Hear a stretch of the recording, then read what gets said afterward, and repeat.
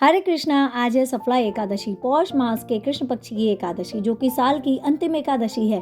और इसका व्रत करने से आपका साल होने वाला है बहुत ज़्यादा शानदार, यानी कि 2025, क्योंकि आपको हर शुभ कार्य में सफलता प्राप्त होने वाली है। सफलता एकादशी की पूजा में व्रत कथा का पाठ करने का बहुत ही महत्व है और तभी आपका व्रत भी पूर्ण माना जाता है, क्योंकि सफला एकादशी आपको सफलता प्रदान करती है। इसलिए व्रत रखने का आपको विशेष लाभ मिलेगा।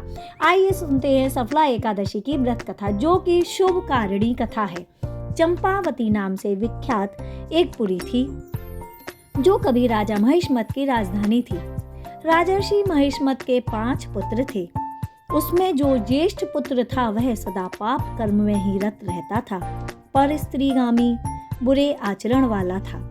उसने अपने पिता के धन को पाप कर्मों में ही सदा खर्च किया। सदा ही दुराचार परायण और ब्राह्मणों का निंदक था। वैष्णवों और देवताओं की भी वह हमेशा निंदा करता था। वह उनका शत्रु समान था। अपने पुत्र को ऐसा देखकर महिष्मत को बहुत ही दुख हुआ करता था। उसने अपने राजकुमारों में उस पुत्र का नाम लुम्भक रख दिया। फिर पिता और भाइयों ने मिलकर उसे राज्य से बाहर निकाल दिया। लुम्भक उस नगर से निकलकर वन में चला गया। वहीं रहकर उस पापी ने समूचे नगर का धन लूट लिया। एक दिन जब वह चोरी करने के लिए नगर में आया तो रात में पहरा देने वाली सिपाही ने उसे पकड़ लिया, किंतु जब उसने अपने को महिष्मती का पुत्र बताया तो सिपाहियों ने उसे छोड़ दिया। फिर वह वन में लौट आया और मांस तथा वृक्षों के फल को खाकर अपने जीवन का निर्वाह करने लगा। उस दुष्ट का विश्राम स्थल पीपल के नीचे था। वहां बहुत वर्षों पुराना एक पीपल का वृक्ष था। उस वन में वह वृक्ष एक महान देवता माना जाता था, पर वह पापी बुद्धि लुम्भक, उसको उसका ज्ञान नहीं था, किंतु वह उस वृक्ष के नीचे निवास करने लगा। बहुत दिनों के पश्चात एक दिन किसी संचित पुण्य के प्रभाव से उसके द्वारा एकादशी के व्रत का पालन हो गया।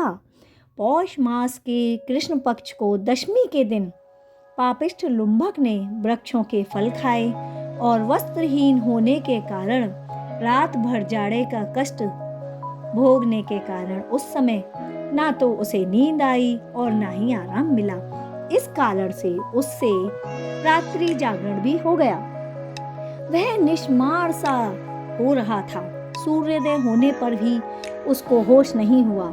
सफला एकादशी के दिन भी लुम्भक बेहोश पड़ा रहा। दोपहर होने पर उसे चेतना प्राप्त हुई। फिर इधर उधर उसने देखा और वह आसन से उठा और लंगड़े की भांति पैरों से बार बार लड़खड़ाता हुआ वन के भीतर चला गया। वह भूख से दुर्बल और पीड़ित हो रहा था। राजन, उस समय लुम्भक बहुत से फल लेकर ज्यों ही विश्राम स्थल पर लौटा, त्यों ही सूर्यदेव अस्त हो गए। तब उसने वृक्ष की जड़ में बहुत से फल चुने और निवेदन करते हुए कहा कि इन फलों से लक्ष्मीपति भगवान विष्णु संतुष्ट हों। यूं कहकर लुम्भक ने रात भर नींद ही नहीं ली। इस प्रकार अनायास ही उसके किसी प्रारब्ध अर्थात किए गए पुण्य से उसने इस व्रत का पालन कर लिया। उस समय सहसा आकाशवाणी हुई, राजकुमार, तुमने सफला एकादशी का व्रत किया है और सफला एकादशी के प्रसाद से ही राज्य और पुत्रों को प्राप्त करोगे। बहुत अच्छा कहकर उसने यह वरदान भी स्वीकार कर लिया। इसके बाद उसका रूप दिव्यमान हो गया। तब से उसकी उत्तम बुद्धि भगवान विष्णु के भजन में ही लग गई।